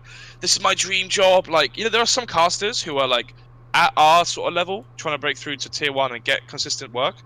where, you know, they're like, oh, this is my dream job, casting is what I want to do for the rest of my life. And it's like, if you have that level of intensity, you know, when the down periods come where you don't get hired, where you receive flame, where you maybe don't fit in socially with the other casters, that's a massive thing, then, you know, that's going to impact you far greater than it is me, for example. Like, I don't care. If I don't get hired, I don't really care. If I don't fit in, if I don't make friends with all these people, I don't really care. And that actually plays to my strength a lot, because suddenly I start turning down work. I increase my rate because I don't really want to work that event. I'm just going to charge more, and then they pay me more. Or, you know, when it comes to building relationships, because I don't care if I'm a friend, I don't care if I have to be your friend, right? Yeah. The relationships are genuine. Like, the friends I have are genuine friendships, because it wasn't started because, oh, I want to get a gain out of him. I want to, you know, get a leg up in casting, so I need to be friends with this guy. Instead, it's all genuine, and that actually is a lot stronger than the fake relationships you make otherwise. I think the trick there as well, like one tiny thing that we've sort of not really talked about all, is like when you start casting, there's casting drama. Like, it happens. Like the whole drama between casters is a very real thing. That whole idea of like getting on well with everybody, and like, you know, there's drama over everything nowadays. It's like you got to make sure that, like, I mean, it's not just the prime example of the person you really should try and be is very carefree, just chill, like don't get involved in it. But it's very easy to get wrapped up in terms of like, you know, it's almost like, you know, at times I would go out and say it's childish, like playground school drama, but like it's very easy to get wrapped up in it. Like I would try and avoid that as much as possible. Well, there's been instances where I haven't been hired. That's a lie. I say me, I haven't been hired. But there's been instances where we haven't been hired, me, Jack, because of dramas. Because there's been dramas and childish stuff like that happened a year ago, 2 years ago. And obviously that's cleared up now. That's all cleared up now. You know, it was basically just he said that behind my back. That happened, and I basically sit down, discuss it, clear the air, and then the air got cleared, and then now it's all fine. Now we do work together. Yeah. But there's instances where, I myself have lost out on work simply because there is drama. I wasn't involved in it, but you know, I wasn't involved in the drama, but it still affected me. Yeah, I get that. So, to sum it up, try and stay out of drama, get on with people, know your own value.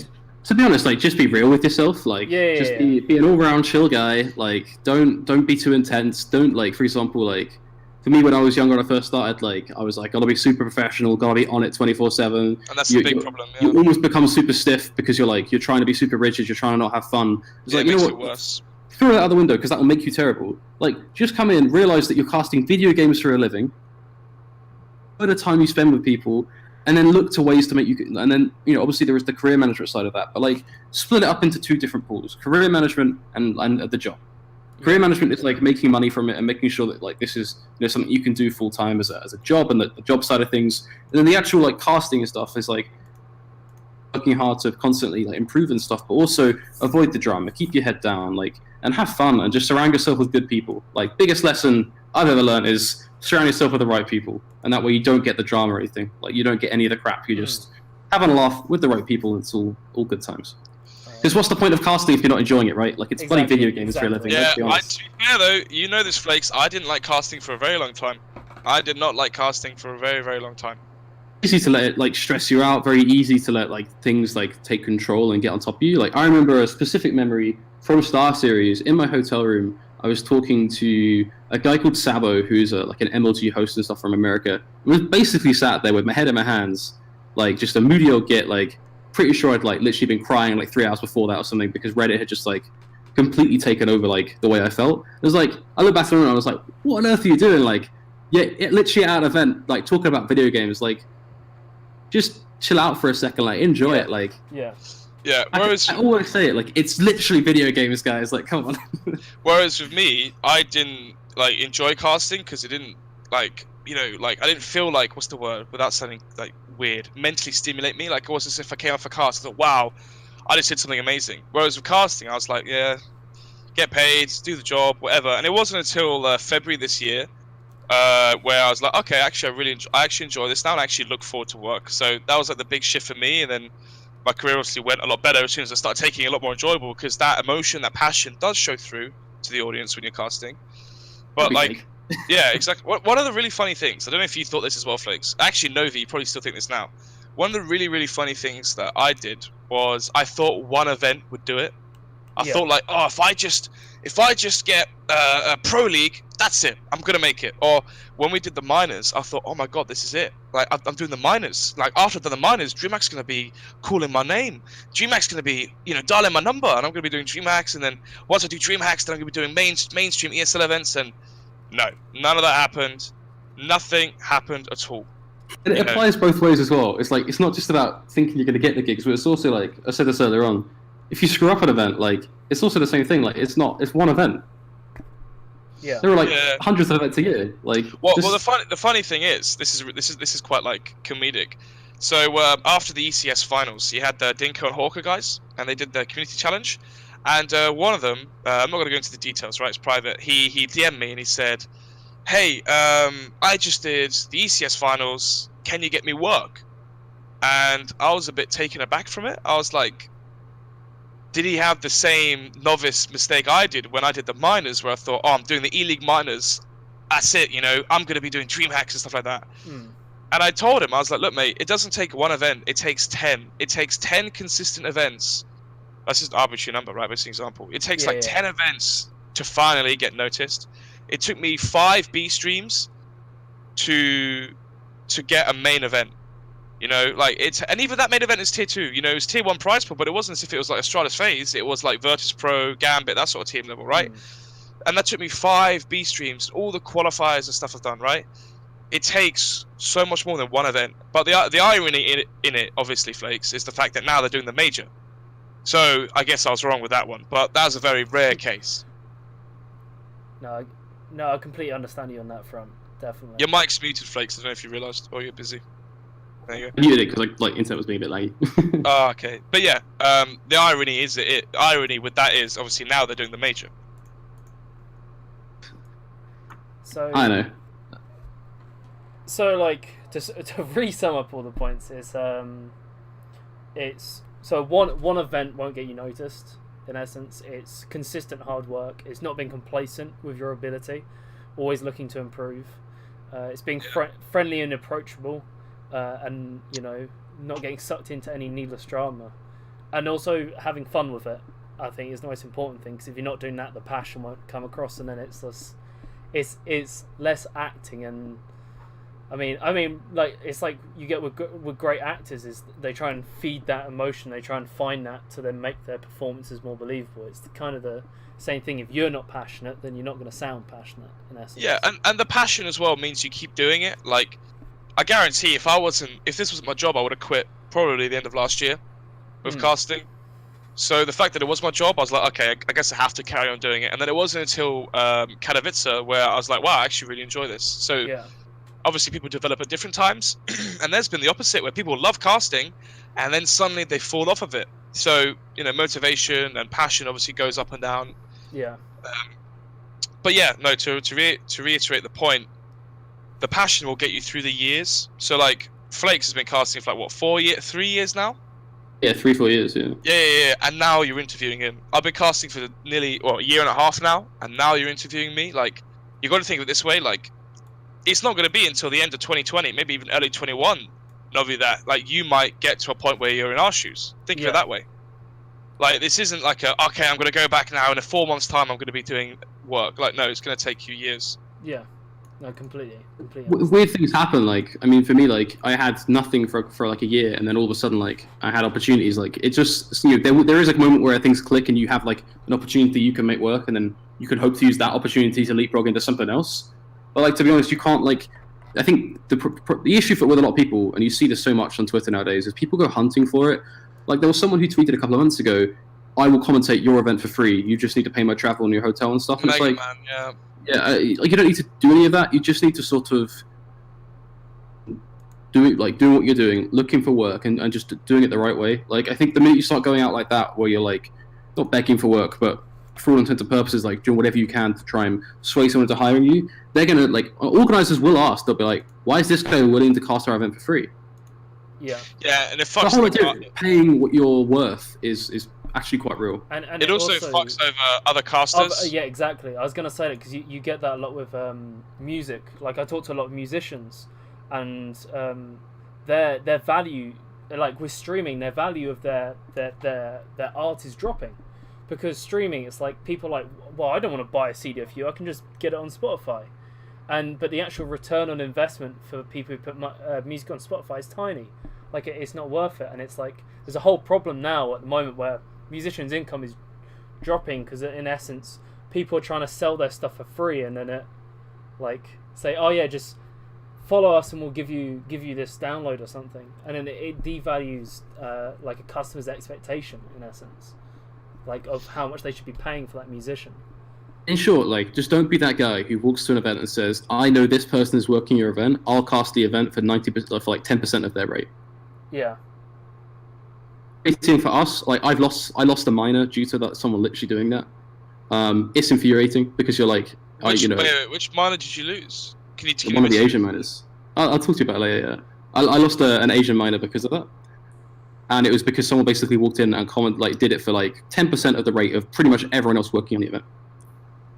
Okay, like you're at that point, it's not even about you getting a gig. It's about you're not helping it, like the whole collective of casters. You're not helping everybody earn money from doing something we love, because casters talk to each other when they're working an event. Like if me and Stance will go and work an event tomorrow, me and Stance will 99% will have a chat tonight and be like, event tomorrow, like what are we thinking, and like we'll make sure that we're roughly on the same page so that we can both get value out of the event. If we're casting together, yeah. So I suppose with that it's even worse because you're not getting hired because you're good. You're getting hired just because you're cheap.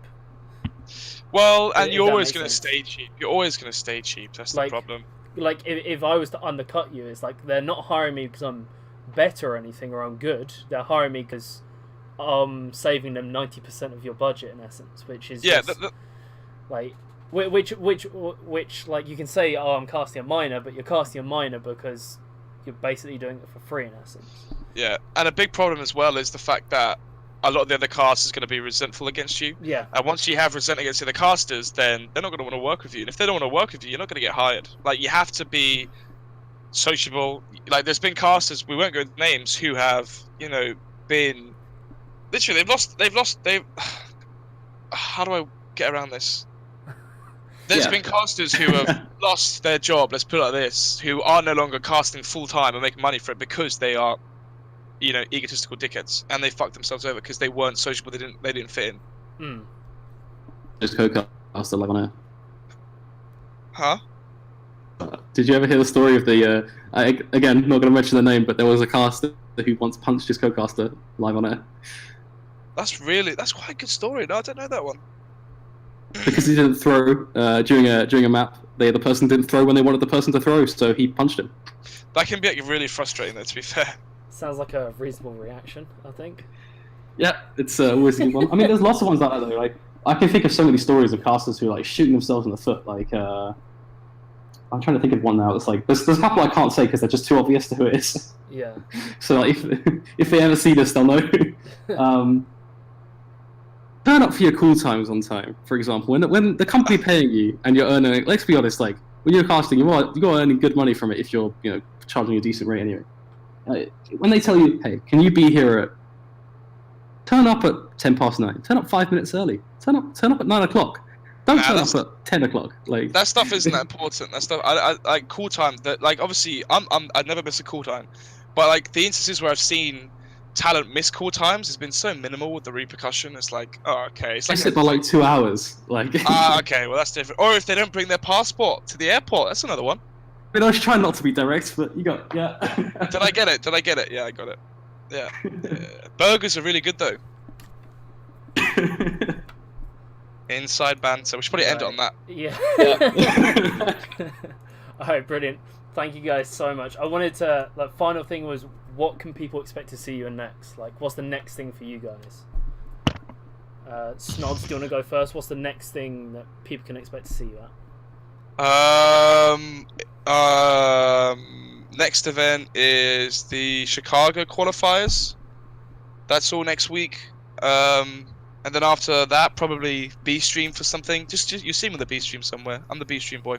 All right, sweet. And what about you, Flex? Where can we see you next? Currently working on a show with a couple of people, so you'll see that launch pretty soon. So hoping, I can't really give too many details on that, but basically working on a new show, so that will come out soon. That's pretty cool. And then yeah, like you'll see me on some B stream stuff potentially. Yeah.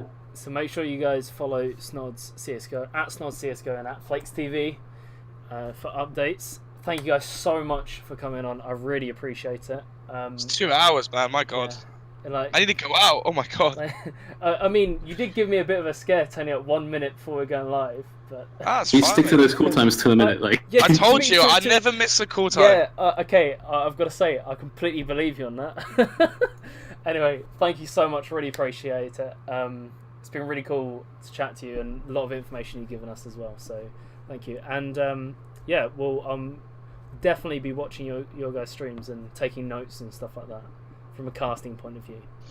No problem. If any casters want help, DM me or Flakes. Flakes gets a lot more than I do, though. I've noticed. You get a lot of like casters coming to you, Flakes, saying, "Oh, can you help me with this? Can you help me with that?" I get none of that. Like, I get none of that. I'm okay with it. Like, yeah, maybe it's because I'm color and like I'm not play by play, so it's not as if there's any casters that look up to me. If that makes sense, like I think I tweet a lot more crap on Twitter as well, though. So maybe.